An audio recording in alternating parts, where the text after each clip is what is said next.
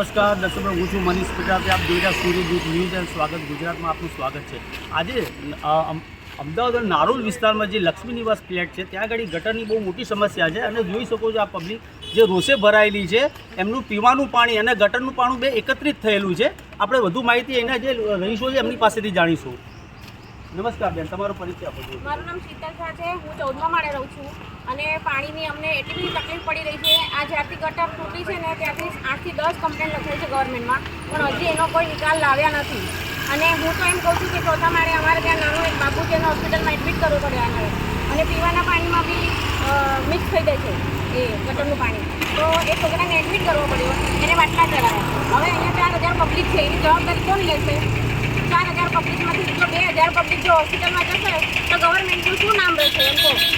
સાચી વાત છે. તમે કોઈ એપ્લિકેશન કે કોઈ આપી છે.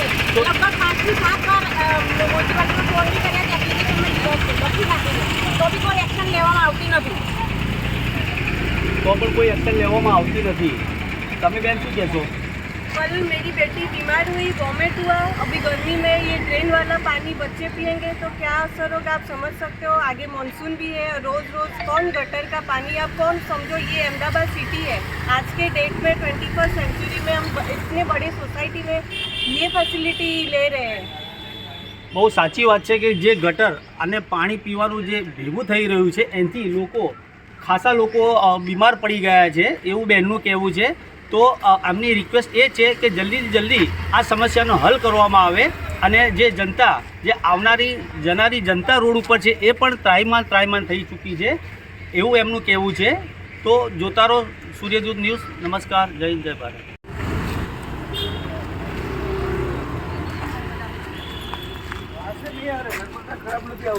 એ બી છે ગટરનું કામ જ્યારથી કરાવ્યું છે ત્યારથી આ પ્રોબ્લેમ થયો છે.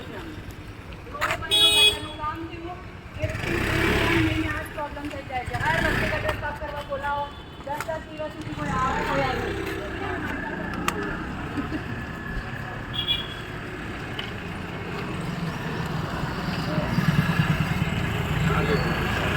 एक्चुअली पानी અહીંયાથી અંદરથી जाओ जाओ હા હા નીકળો. પેલો ઢગલો લઈ લઈએ. જોઈ લે, અહીંયા હાઈ કરજે. ઓય અહીંયા હાઈ કરજે.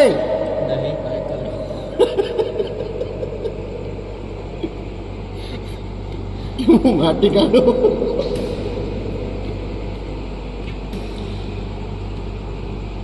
દેખાય ખૂણામાં બે બાજુ ખૂણામાં દેખાય. હું ઢગલા આ રહ્યો ને હા, એ તો બધા બે ઢગલા છે.